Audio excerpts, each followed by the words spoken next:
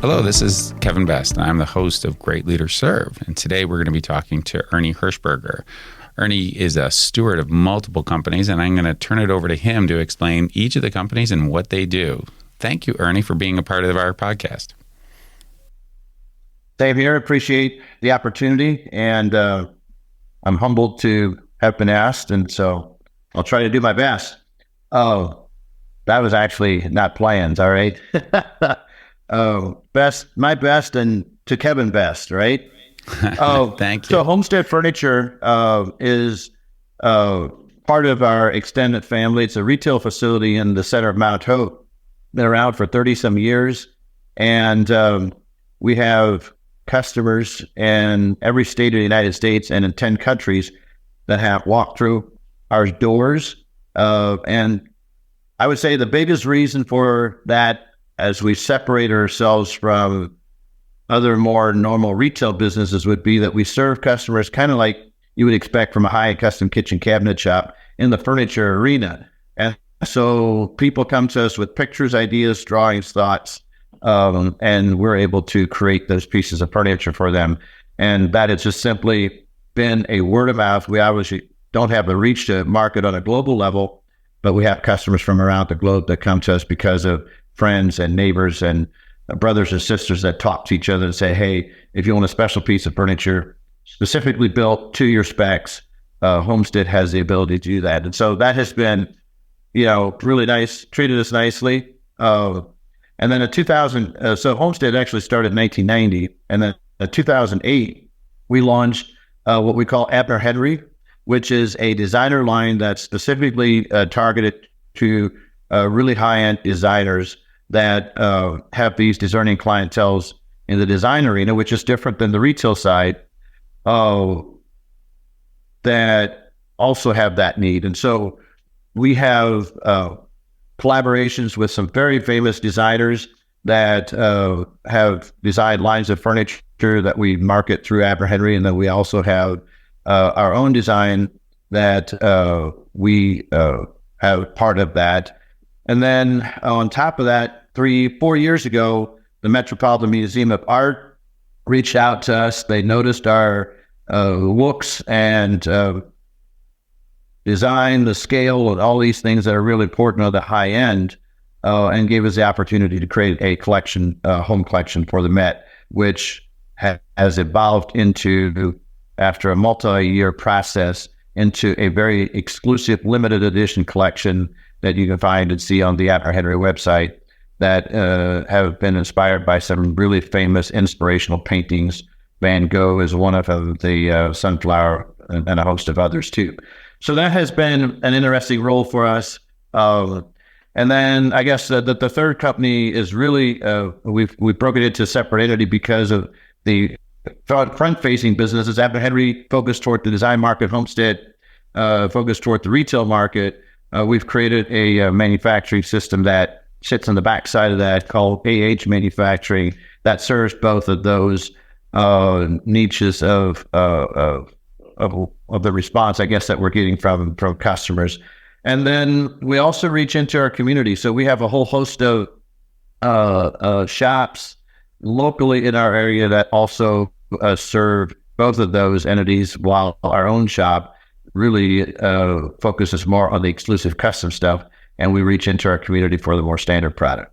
So that's a quick snapshot of fairly complex, try to explain it, but then we've been living it for over 30 years, so it's not as complex, if that makes sense. Yeah, actually, you did it really well. So I appreciate it. I kind of understood everything that you were talking about there, and I'm not into the furniture world. So, but one of the things that I've noticed, and I've been to your home, and one of the things that, and people watching the podcast on YouTube, if they're watching it, they're going to be able to see that you are definitely of Amish nature. And so the interesting part that you talked about is that you're dealing with companies all over the world, including the Metropolitan Museum of Art. But my understanding a little bit of the religion there is that you're not going to have a large manufacturing facility of 300,000-400,000 square feet that you can build everything internally. So you have to work with the community a lot to build a lot of your materials and furniture, and you have to work with a lot of people that aren't directly connected to your company. How does that work? How do you work with all the different people that are not directly associated with you as either employees or contractors? That's a great question. First of all, our community is very close knit. So lots of small, churches in a sense, and then a family. There's literally Holmes County, which we call Holmes County, is actually Holmes is a county, as I guess. But there's about 100,000 Amish within that area, intermingled with all kinds of other denominations too. And so it's not just like a exclusive neighborhood in a sense.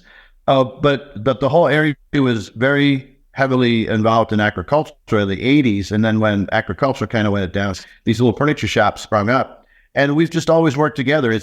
We call it a cluster industry. And the family side is very important to us. And I think it's for everybody if they have that choice rather than go work in a large factory. We just subconsciously created these little mini manufacturing hubs per se. It could be a dad and a couple of his boys and a neighbor boy or two or even girls. And they really specialize in specifics of, like, there'll be shops that do nothing but drawer boxes, or there'll be shops that do nothing but turnings.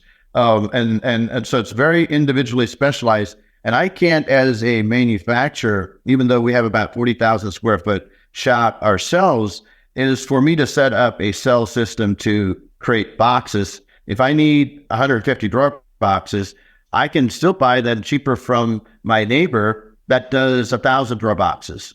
And that's all he does. So they get extremely good. And so the whole cluster industry in our area is very unique and special. And I appreciate it because it allows a dad to work with his boys at his home, in your home, in a setting like that. And you're with your family and you can make a living versus living on a farm. So it's almost like the farming concept in the manufacturing concept. The only place in the world that we found something that's similar is over Germany, where they make rifles. That there's a cluster industry there where, maybe a family, they only do the stock. The next person only does the trigger. The next person does a barrel. And then in the end, it all comes together and they market it as some brand or whatever. For us, what we're doing is we're getting most of our parts from our community, very specific to what our needs are. And then our job as Abner Henry or Homestead is to design and work with the customer and then source out. And so we can do that. What it's done is allowed us to bring an American-made solid hardwood product to the market at a reasonable cost. Where through this time era, from the 90s on over, if you look at the system overall of furniture, everything's going overseas. And so we have a very strong manufacturing presence here in North Central Ohio. And one of the reasons that we can be successful at a price point that makes sense to the consumer is because of that. And it's certified green, we're American made, we're custom, we're flexible, all those things, attributes that allow you to take an American made product to American people, if I can say it right. Well, thank you. I think you got it right. So now, you and I have had a lot of conversations over the past. We've actually known each other for a while. And I had a conversation with you a couple of years ago. And you had talked about when you had embraced the serving leader management style, literally one of the things you had said to me was it brought me to my knees because it was difficult to install. Can you tell me a little bit about that story and why did you decide ultimately to install a serving leader management style for your business, and then how it's evolved and how it's working today? So a couple of things. I obviously got exposed to the serving leadership model through John Stahl-Wert. They were at we have a little building there we call our event center in the campus setting, and he was talking about the whole servant leadership style. And me being a pastor and being in the ministry, we subconsciously and wanted to follow the biblical rules of how we treat each other, and that's obviously all in great interest, but to actually bring it onto a piece of paper and have a structure to follow, where you craft a vision and create running lanes and job descriptions and all that stuff. We weren't doing that to the best. I was basically the cheerleader the front of the pack and trying to get the tools to the people. And so he brought a lot of structure that way. And what was really hard for an organization that's already been, in existence for 25 years at that point was all of a sudden to have this alignment in a sense.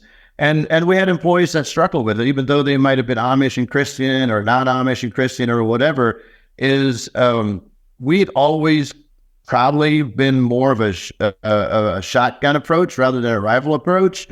And so we struggled with it, and we had to spend a lot of time in prayer, a lot of time talking, encouraging each other. And but we turned the corner, and it's a beautiful thing now. We're all pulling in the same direction, but there was definitely a learning curve in even in a Christian organization for us to try to get fully aligned with each other. And it's good that we did. I mean, part of my comment of bringing me to my knees is at the same point in that transition, the furniture style changed drastically. What was much more a traditional type of styling changed into more transitional and maybe even more contemporary and modern for us. And it was a huge step for us to, go away from what had always worked was now all of a sudden not working anymore. And so it was almost like we had to, at the same time that we had to reinvent. I told my boys after 30 years of business, almost like we're restarting 3 different businesses at the same time because of the directional change and then implementing the whole servant leadership side. So it was a well worth challenge, but it was very challenging to make the turn.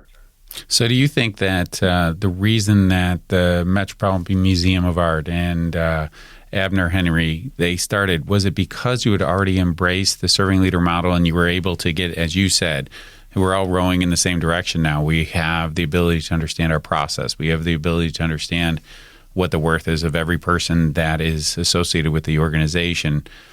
Is that why you think that you have been able to grow the different companies that you've grown since that time, or is there something else there? So it has helped us tremendously going forward. Now, we had already made the turn. What attracted the Metropolitan Museum of Art was actually our style and look of what we were doing. We were doing very, very trend forward. We're actually, in some sense, setting the trend on color. Maybe not as much as style, but color and then the flexibility within line. But what serving leadership has helped us do then is literally help put the pieces together of what we would call a very exclusive limited edition collection. And so they were attracted. We were able to, I guess I should say, we were able to serve them better after the fact. They were attracted to us because of who we were before, and then also all the American made and the flexibility. So it's a kind of combination that came together that allows us to serve them at a much higher level after the fact, but they were attracted to us because of who we were style-wise before, if that makes sense. Yeah, absolutely. So when you think about the work that you do and you're working with other organizations, as you've mentioned, you're sending your materials to other countries, you're sending your finished product to other countries. Are there unique financial challenges that you run into because you have a serving leader mindset that other businesses don't have? Or maybe it's more of a benefit to you that you have that serving leader mindset? Can you talk about the financial side of this a little bit? So that was one part that we had, I think, gotten right subconsciously without even really knowing why. We always had the motto that it doesn't matter we will serve the customer regardless. Like, I mean, any company, if they say they've never made a mistake, then they're not, I think they're not telling the truth, because, we make mistakes. Everybody makes some mistakes. And then it's how you follow up and take care of that customer. And so with us serving customers all over the world, that mindset has put some financial strain on us occasionally, because it doesn't matter if we're the pieces in the world. If the customer has a problem with it, we're going to take care of it. And there are instances where that cost us a lot of money to do that. But it's also, we've always taken those and then brought it back internally and reviewed on, are our processes correct? Are our double checks and our quality controls in place? Because we have really dumb things happen to us where all the paperwork would be right and all the numbers would be right, and we make the whole piece of furniture the wrong species. How that happens, where from order entry to final double check is possible, to my brain, it's not possible, but it is because we're human. And so that has, over the years, really forced us to be extremely specific about our processes. And the whole lean manufacturing concept that we also have practiced for years is how we want to serve the customer across the world. If you think about thousands of pieces of furniture, with every one of those pieces being a different species, a different color, a different style, a different hardware, and a different size, it makes you be very vigilant on how your processes work. I'll give you a quick example. We did a shaker table one year, very simple shaker table, 110 different ways in 1 year. Wow. So that keeps us on our toes. Yeah, absolutely. So,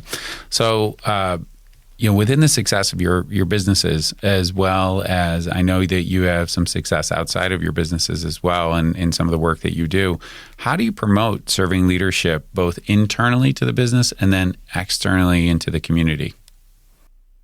So it's really fun to see employees that have fully embraced the servant leadership model also push it out to their friends and their neighbors, and even to churches, which I think is great.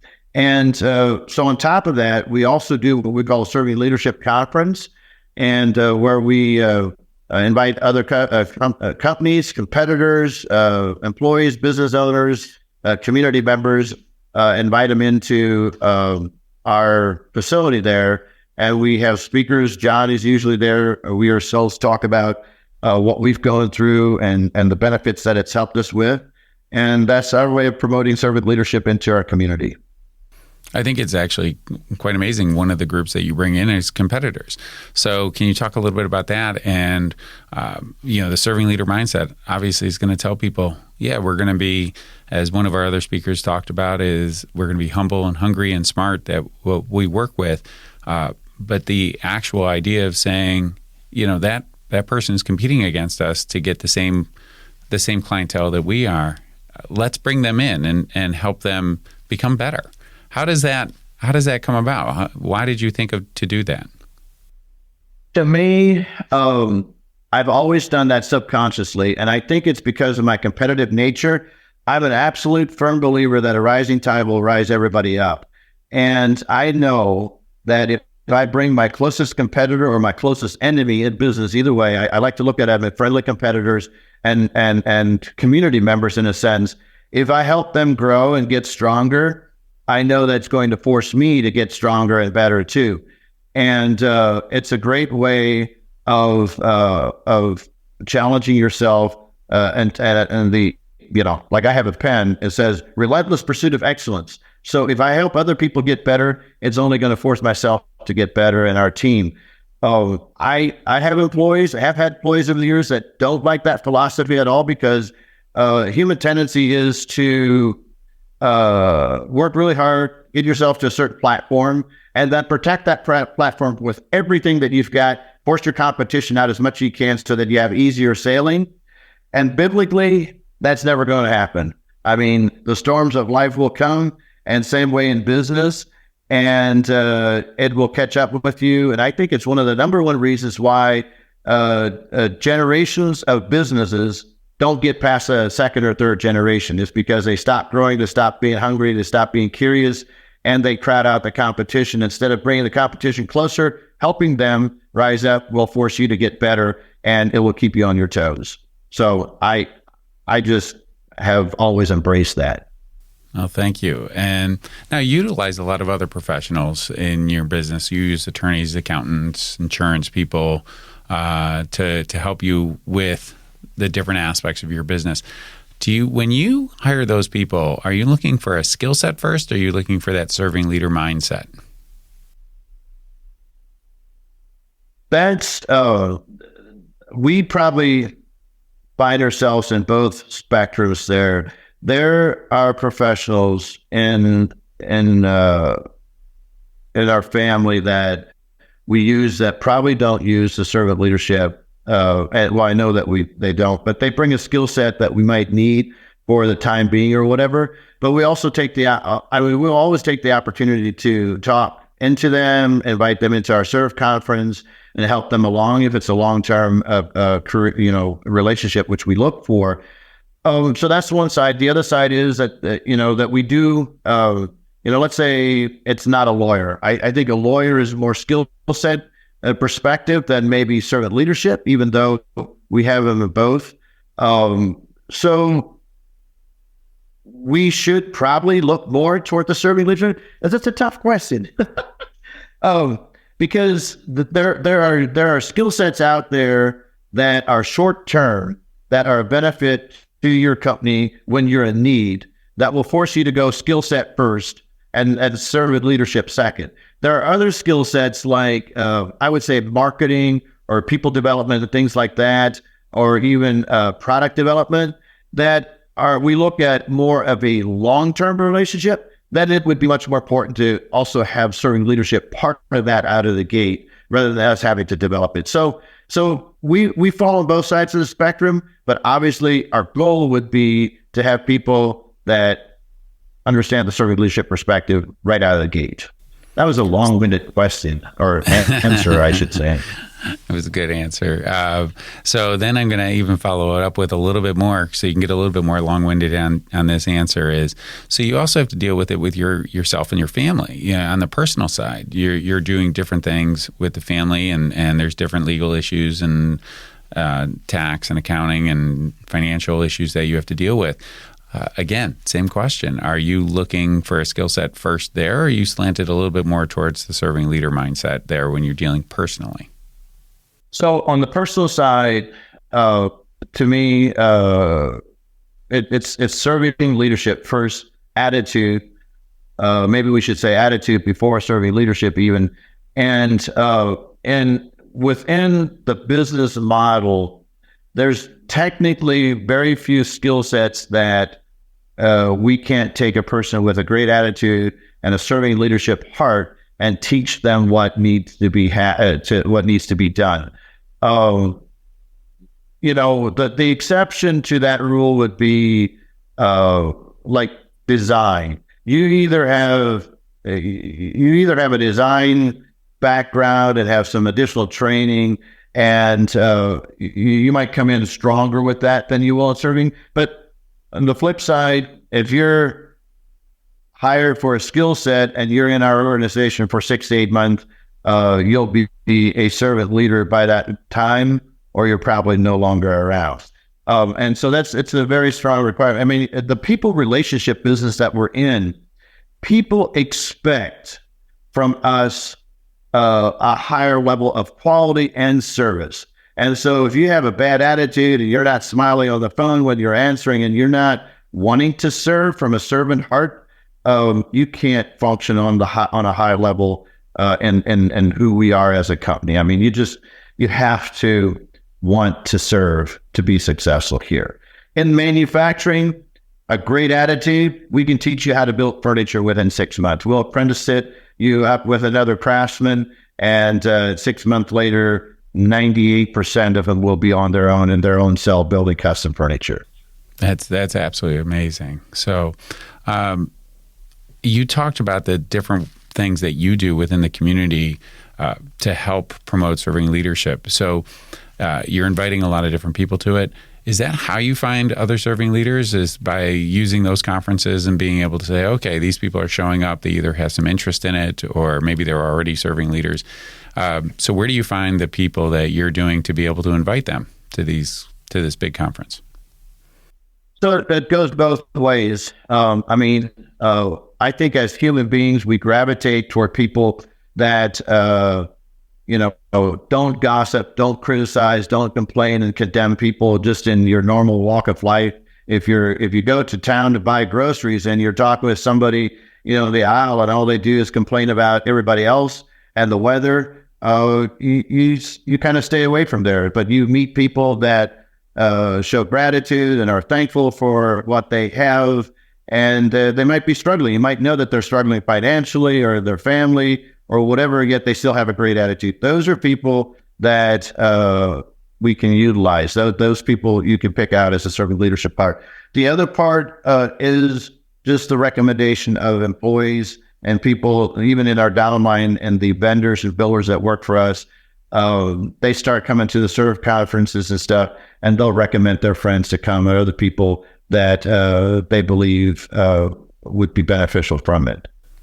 So one last question for you, and you've pretty much answered it already in terms of the conference that you put together, but based upon your role and your position in the community, there's a lot of people coming to you to learn how to be a better serving leader. You've gone through it. They want to talk to you about that. So how do you help others who may want to benefit from being a serving leader themselves? So you have this conference. Are there other things that you do as well? Not like I'd like to. I mean, yeah, we talk, we encourage. I did write a book. It's not published yet.